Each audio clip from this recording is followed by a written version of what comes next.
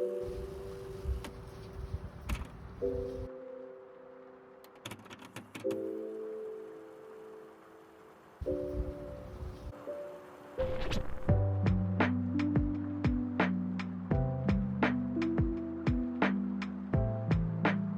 I'm going to be taking you through how I paint a landscape. Personally, I'm still learning and am a beginner, but I figure these tips could help some of you who are just starting to learn how to paint a landscape. But firstly, here are a few examples of my art and the piece that I will be painting in this video.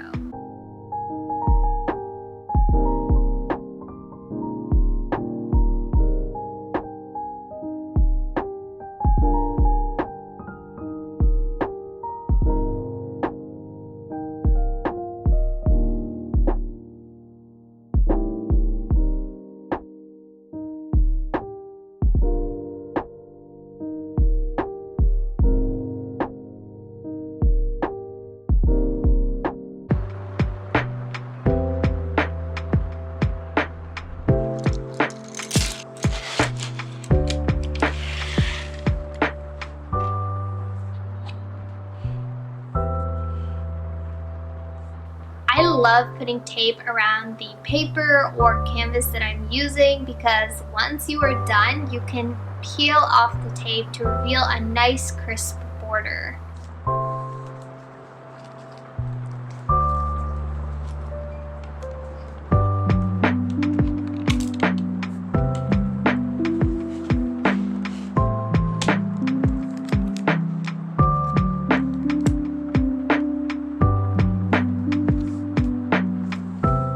So the very first thing you want to do is make a gradient of purple, pink, orange, yellow, and then yellow, orange, pink, purple.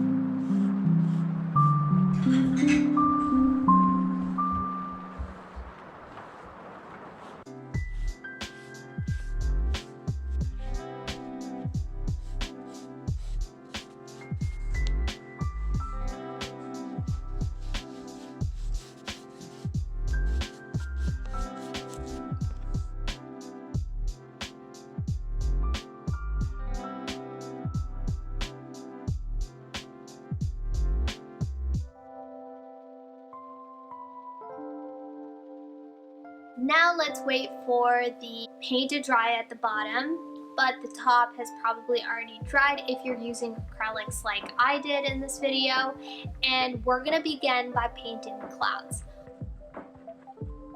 With the clouds, I use this 3-step method and it works pretty much for everything.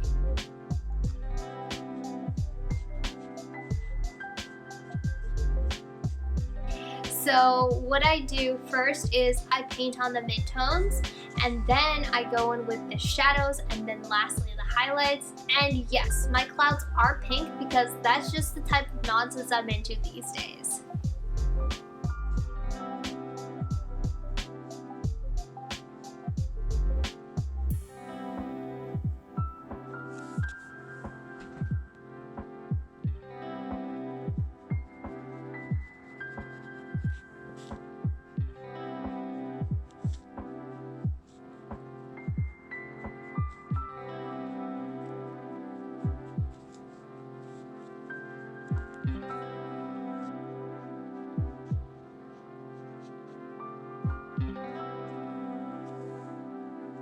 So now we're at the mountains. Mountains are really easy to paint.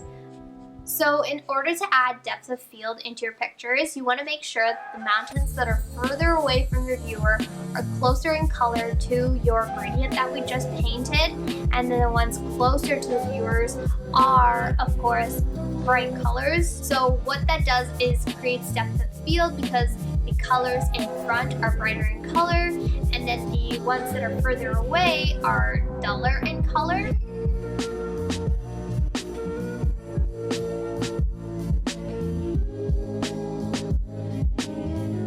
So for the the next part, we're going to draw an island, and for this, you want to make sure that you have a free gradient.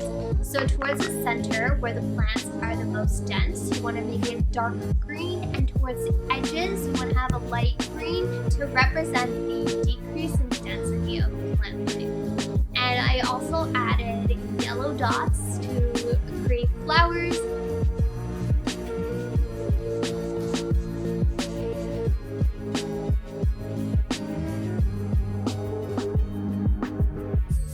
Now I'm adding in, of course, the sun, and this is my favorite part of the painting.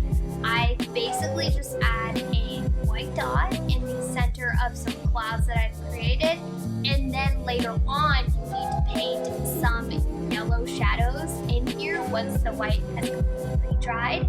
And looking at this now, I definitely should have tucked in my sun a little bit more by adding more cloud layers, of course, but that is obviously something I can fix, because that is the beauty of painting. You can always correct your mistakes. Now for these stars, I like to paint white dots. Most people use a toothbrush and spray on the stars. Apparently, I don't like to save time. We're almost done here. Now we're gonna add in some water, and for water reflections, one thing you should keep in mind is that you should use a skinny brush, and also you should make sure that you use the side of the brush, not the tip of the brush, to draw your reflections in. I find that a flicking motion really helps, and you want to make sure that the reflections match the gradients that you are seeing in the background. And later on, you can kind of combine some of the gradients by adding in reflections that would have naturally overlapped on the different colors that are there. Now for the most satisfying part, I'm revealing the white crisp border that having the tape on the edges creates.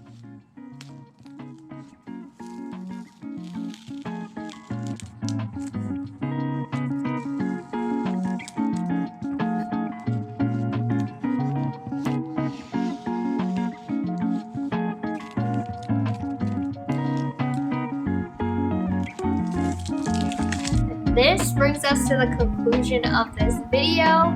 Please join me next week. I actually have a really cool video planned for next week. I'm still just waiting on a couple of things here and there to arrive. Here are the final results.